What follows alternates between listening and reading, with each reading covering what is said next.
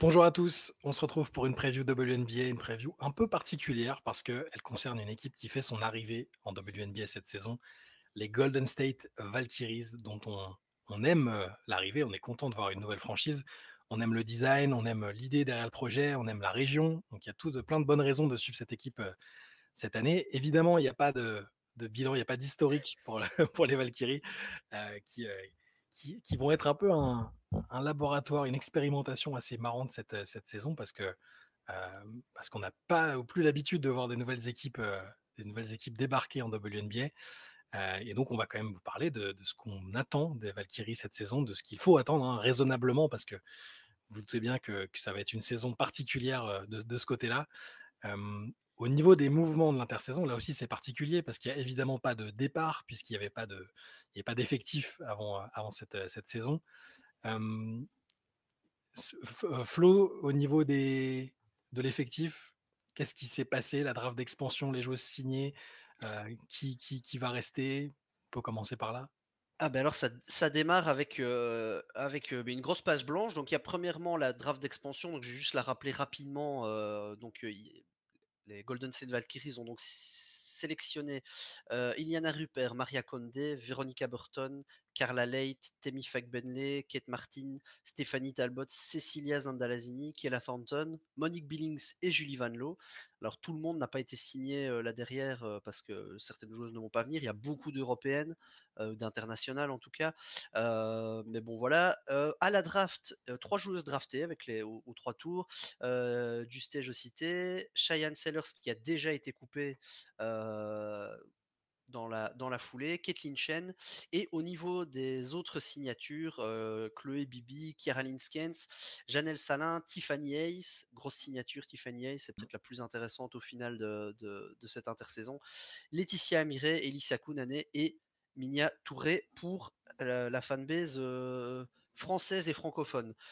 Après, la question de savoir qui va être gardé, mais pour une fois, on a été assez exhaustif. Parfois, on vous dit pas les noms des 42 training camps. Ici, on a cité tout le monde parce que le problème de Golden State, c'est que, allez, mis à part une ou deux joueuses, voilà, un peu plus établies, Tiffany Hayes, qui est quand même une ancienne All-Star, donc là, ce sera sans doute une des têtes de projet en année 1. Ben là, c'est une équipe qui est extrêmement homogène basse, et donc c'est assez compliqué de savoir quel tri va pouvoir être fait là-dedans. C'est un effectif dans lequel il y a beaucoup d'équipes qu'on aime bien. Nous, fatalement, c'est beaucoup d'équipes qu'on connaît aussi, hein. Il y a 2 Belges, il y a 3 ouais, 3 Françaises, parce que Iliana Rupert viendra sans doute pas cette année. À Après, l'heure où après l'Euro, elle a déclaré. après l'Euro, d'accord. Intéressant, On a eu une interview hier ou avant-hier qui disait qu'elle d'accord, avait l'ambition de venir après l'Euro. Par Avec contre, les- ça ne serait pas avant, c'est Oui, sûr. et puis d'accord. elle a son mariage en sortie d'euro aussi. Pour la rubrique People, ça peut jouer un petit rôle aussi C'est ça. sur la date de son arrivée. Mais donc c'est une équipe où c'est assez difficile de voir quel tri va être fait. On espère que nos joueuses de cœur vont être gardées, même si c'est beaucoup de joueuses qui justement vont partir à l'Euro, que ce Mm. soit les Françaises, les Belges. Ça fait quand même dans le roster actuel 5 joueuses, je pense, ou 4 joueuses qui peuvent potentiellement partir à l'Euro. Mais ça nous amène à devoir construire un 5 et c'est pas si évident que ça, même s'il y a quelques noms qui peuvent être assez intéressants, je pense. Pour le fun, on aurait pu mettre un 5 entièrement franco-belge ou Ouais, belgo-français pour faire un ouais. peu le meilleur des deux mondes. Mais Gis, c'est pas ce vers quoi on tend a priori. Non, bah, en fait, au final, il y a beaucoup de questions sur qui va être gardé dans l'effectif. Ça, je suis entièrement d'accord avec toi, Flo. Il y a beaucoup de joueuses européennes, comme tu l'as dit. Par contre, je trouve que sur le 5, en fait, il n'y a pas trop de questions à se poser. Je pense que les statuts vont être assez Ancienneté, ouais. clairs. Et donc, ce qu'on a décidé de faire, c'est de mettre d'abord à la main Julie Van Loo. C'est la meneuse aujourd'hui la plus expérimentée de l'équipe, que ce soit par son parcours européen. C'est pas, je sais que l'année dernière, tout le monde l'a dit que c'était une rookie, mais enfin, elle avait absolument pas l'air d'une Elle a rookie. 30 ans cette année, je crois, hein. Voilà, et puis en plus, elle a sa petite expérience de l'année dernière où ça s'est bien passé à Washington. Et je sais que beaucoup d'Américains, en plus, la respectent. Voilà, elle a un côté en plus hyper flashy, etc. Puis je pense que les batailles contre Team USA aussi, ça lui a donné de la visibilité Bon. que d'autres joueuses européennes n'ont pas. Donc à mon avis, ça fait pas trop de doute. Bon, au poste 2, on a mis Tiffany Hayes. c'est évident qu'elle sera titulaire et que ça sera sans doute la tête de projet, celle qui va jouer un maximum de ballons. D'ailleurs, je pense qu'on aura, quand on verra le volume joué par Tiffany Hayes, je pense qu'on sera surprise. Au poste 3, on a mis pareil qui, à mon avis, est indéboulonnable et qui était sans doute la meilleure recrutée lors de la draft d'expansion, Carla Santon. Ça va apporter de l'expérience, ça va être bien pour le jeune groupe en plus aussi. C'est une énorme coéquipière, ça va être capable de mettre du 3, etc. Au poste 4, on a mis Monique Billings. C'est pareil, pour rappel, elle l'avait sélectionnée à la draft d'expansion. Elle était free agent, elle aurait dû prendre un gros contrat. Après, ils l'ont choisi de ne pas la garder pour la re-signer un contrat. Bon, il y a eu des petits mécanismes contractuels qui étaient assez sympas, mais ça a été plutôt assez bien joué. Donc, je pense que ça ne fait pas trop de doute. C'est pareil, c'est une joueuse expérimentée, capable d'être bonne au rebond. Voilà. Et à l'intérieur, au poste 5, on a fait le choix de mettre Temi Fangbele.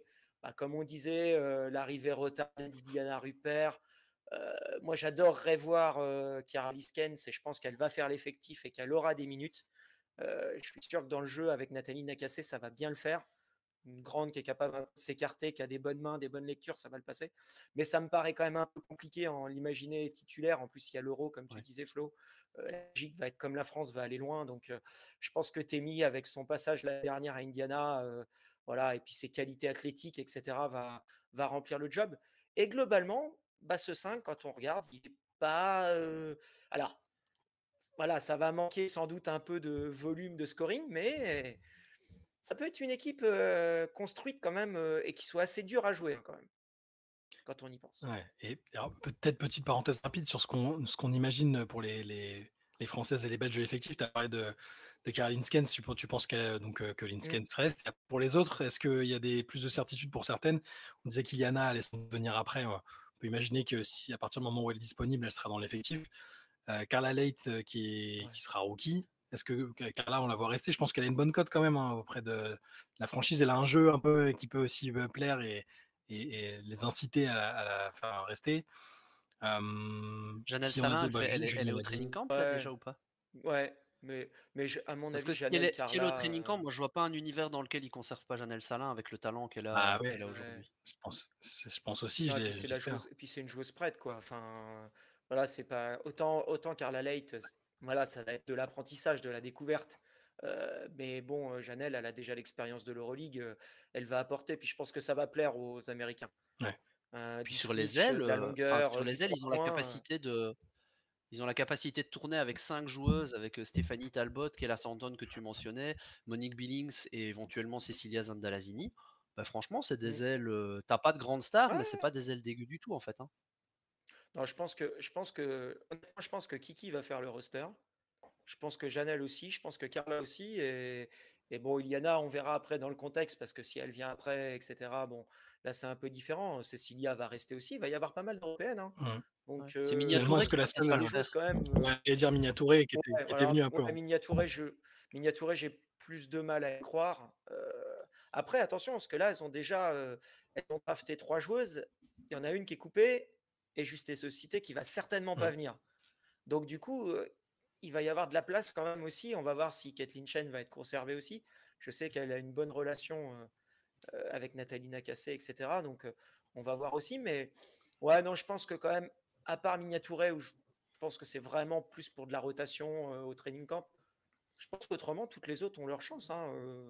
Des joueuses expérimentées européennes, ça va faire le job, Ouais. je pense. Ça va faire le Le job. talent et l'expérience, Cecilia Zandalazini aussi, ça semble assez évident Ouais. qu'elle devrait rester si on part juste du talent et de l'expérience. Bon. Puis elle est déjà au training camp, là, en plus. Elle est venue tôt, alors donc je pense que ça fait aucun doute. Ça va être une équipe fun finalement. Tu vois, ça permet de Ouais, parler des points forts, points faibles, mais ce côté un peu expérimental, un mix de joueuses européennes qui viennent un peu partout, des joueuses expérimentées américaines qui viennent un peu pour chapeauter le projet quelque part. Il y a une absence de pression qui est évidente parce que l'objectif, c'est quand même d'être bien placé lors de la prochaine draft. Ouais, alors je sais qu'on les a pas tous on les a pas tous mises à la même place au général, mais on est d'accord que c'est l'objectif principal reste de donner des opportunités à certaines, surtout les européennes, et, et de finir dans le bas de tableau sans être ridicule finalement. Bah, au niveau des points forts et des points faibles, je pense qu'on peut presque faire un peu les deux en même temps parce que c'est les deux facettes d'une même pièce. Ouais. C'est-à-dire que c'est une équipe où on l'a dit, il y a beaucoup de joueuses intéressantes, c'est un effectif qui est bien construit, qui est pas si jeune que ça en fait finalement, parce qu'il y a pas mal de Non. joueuses Ouais. d'expérience aussi. Donc en fait c'est un effectif qui est tout nouveau, donc il va falloir trouver des automatismes. Mais si la coach se débrouille pas trop mal, je pense que c'est une équipe qui peut jouer avec beaucoup de joueuses qui sont en plus, je pense, intelligentes. Donc ça va jouer. Et comme en plus c'est une équipe qui par contre n'a pas de grand talent, et ça c'est le point faible, c'est-à-dire que c'est une équipe qui va avoir un plafond.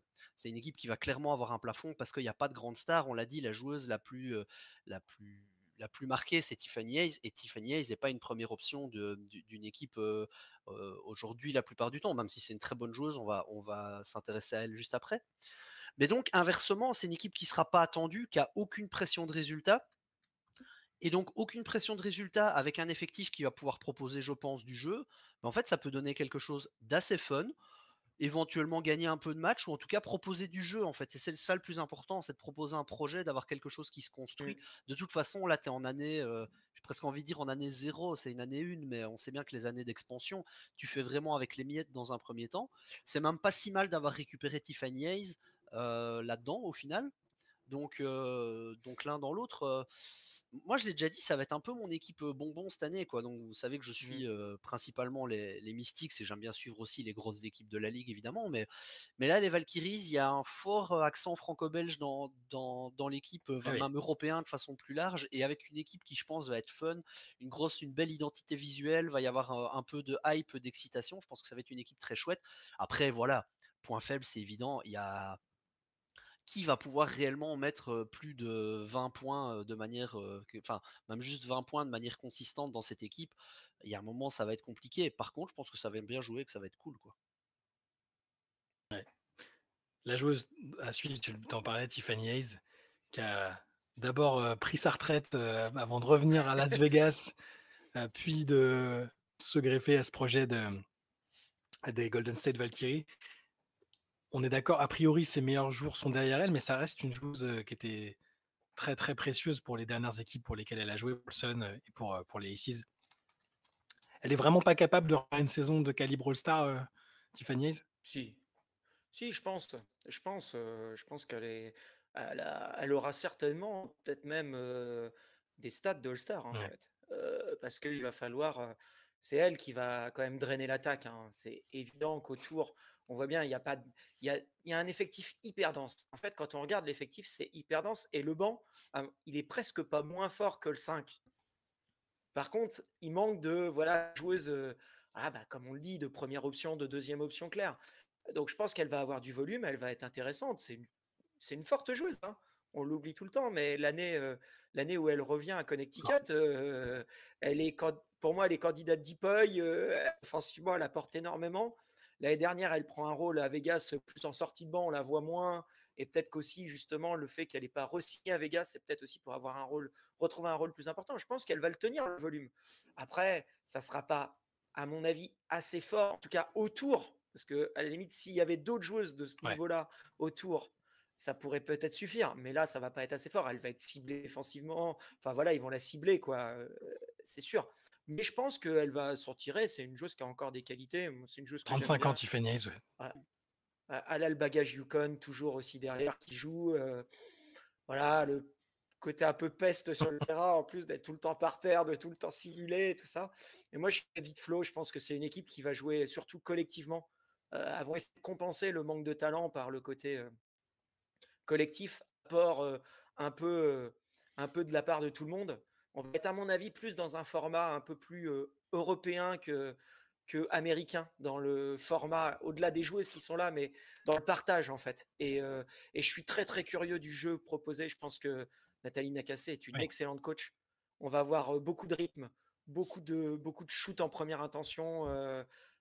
J'ai déjà vu des phases de jeu au training camp où je voyais des petites se poser des écrans entre elles. Enfin, à mon avis, ça va être très dynamique. Et oui, je pense que ça va pas gagner beaucoup de matchs, mais ça va être fun à voir jouer. Et puis, bon, l'objectif, c'est la draft, hein. Faut pas, voilà, c'est de trouver justement cette première option dans les 2-3 prochaines années. À mon avis, c'est ça l'objectif de l'équipe. Et je pense qu'il y a un autre Tu- objectif, parce que nous, on est Ouais. fatalement axé sur le sportif, mais l'objectif aussi, c'est d'un peu, entre guillemets, s'acheter une fanbase. Ouais. Tu arrives tout nouveau, tu vas avoir une salle, tu as une région, mais il faut créer de l'excitation. Donc, si tu peux, même si tu gagnes pas, mais que tu vas proposer un jeu cool, comme tu le dis, un truc un peu flashy, et donc effectivement, peut-être du home tempo, du shoot, voilà. En plus, c'est Golden State, hein, c'est une franchise qui est affiliée au cousin de côté Stephen Curry et compagnie. Donc, il y a un peu une identité qui peut transparaître. Et je pense qu'effectivement, l'idée, c'est à un moment, c'est de créer de l'excitation parce que effectivement, le sportif, il va se construire sur quelques années. Mais en attendant, il faut que les fans accrochent, quoi. Je pense qu'on va voir Steph Curry plusieurs fois. Il a dit qu'il suivait Ouais. très près le Ouais. projet. C'est pour ça qu'il voulait même investir en WNBA après sa carrière. Donc, à mon avis, ouais, lui et quelques autres Bah, de Golden State. il va, il va faire le forcing pour drafter Tiffud, c'est Ouais, probable. Et puis on en c'est probable. reparlera, mais Et c'est bien que tu aies mentionné Nathalie Nakasse, Gis, parce qu'elle avait une grosse cote en NBA quand elle était assistante ouais, aux Clippers. Elle a fait du très bon travail avec c'est avec une les super Aces coach. aux côtés de Becky Hammon. Et là, elle a enfin sa chance comme head coach principal. Et ça va être intéressant à suivre parce qu'elle avait vraiment une bonne cote déjà en NBA. Donc là, elle connaît aussi bien maintenant l'environnement WNBA grâce à son passage aux Aces. C'est un atout important aussi pour la franchise dans les années à venir. À mon avis, c'est bien aussi quand, une fois que le projet sera vraiment lancé, pour convaincre des joueuses plus fortes, plus expérimentées, en plus des joueuses draftées, je pense que ça comptera à terme. On passe au pronostic sur le classement.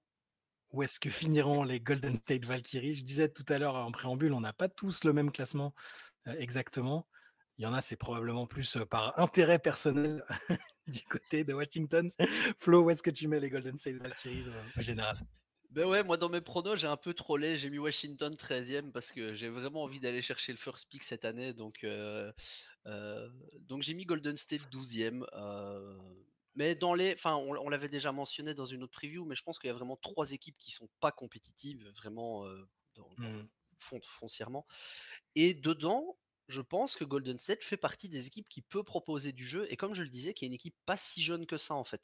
Donc, ça manque de première option, mais en fait, comme l'a dit Gis, c'est une équipe qui est très homogène et qui donc peut produire un jeu qui va avoir ses limites, mais qui peut, en fait, peut-être être assez constant sur 40 minutes. Donc, à la fois, bah oui, j'ai trollé, j'ai mis Washington dernier, et à la fois, en fait, il y a une possibilité où Golden State gagne quand même quelques matchs à droite et à gauche. Alors, on va être très loin des 50% de victoire, on va pas se mentir, hein, mais à la fois, j'ai un peu trollé, et à la fois, je vois un univers, un scénario où mon pronostic peut se produire, en fait. Gis? Ouais. Bah moi je vais changer par rapport à ce que je vous ai envoyé. Non, mais je vais les mettre 12e aussi. J'ai cru que tu allais dire j'ai changé, et finalement, il y a de Non, non, non. l'expérience. Elles sont, Non, sont mais je vais les 5e. mettre 12e parce que effectivement la densité de l'effectif me plaît. Je pense que le coaching staff va être bon, l'environnement va apporter quelques. Voilà, ça va apporter un peu de vibe autour de l'équipe. Je pense qu'elles sont capables de bien produire du jeu et d'avoir un truc. Voilà, je vais les mettre 12e et comme ça, je resterai sur l'idée de prendre le deuxième pick de la draft pour qu'elle draft Easy Fun parce que je continue de penser que ce fit est juste complètement parfait en fait. Donc, Le plan voilà. petit. Donc c'est plus pour ça, mais oui, non, ça va être fin de ligue, clairement. Voilà, y a pas. Et elles ont aucune raison de gagner en plus. Ouais. Voilà, faut pas se On tromper. verra si le plan peut se passer sans accroc, le plan que tu envisages, Gis. Moi, je les ai mis 13e, tout simplement, parce que déjà, c'est vraiment leur intérêt de finir 13e. Et aussi parce que enfin, ça manque un tout petit peu de visibilité pour moi sur la tête du roster, les joueuses qui seront là, pas là. Je serais pas surpris si elle finissait 11e ou 12e, hein. Flo l'a très bien dit, ça va se jouer à 3, je pense, cette course au pire bilan. Moi, je les mets 13e, voilà, sans plus de certitude que ça, mais on sait qu'elles finiront. Si elles finissent pas dans le bottom 3, franchement, c'est qu'il s'est passé quelque chose d'assez incroyable et qu'il y a eu une alchimie phénoménale entre toutes les joueuses européennes, l'amitié franco-belge qui rayonne. Je sais pas, quelque chose qui fait qu'elles sont pas dans ce trio de bas à la fin de la saison, mais je les mets 13e. C'est tout pour les Golden State Valkyries on a vraiment hâte de regarder pour cette saison inaugurale. On rappelle que la saison prochaine, si je ne dis pas de bêtises, il y aura Toronto qui fera son arrivée, Mmh, c'est ça, hein, Toronto mmh. 2026. Et Por- Portland. Portland en même temps, en Ouais, 2026 aussi. ouais. Voilà. Donc, c'est pas la première, c'est pas la dernière draft d'expansion et la première preview d'une équipe qui fait ses débuts qu'on vous proposera. On se retrouve demain pour une prochaine preview. Ciao, ciao. Ciao. Ciao.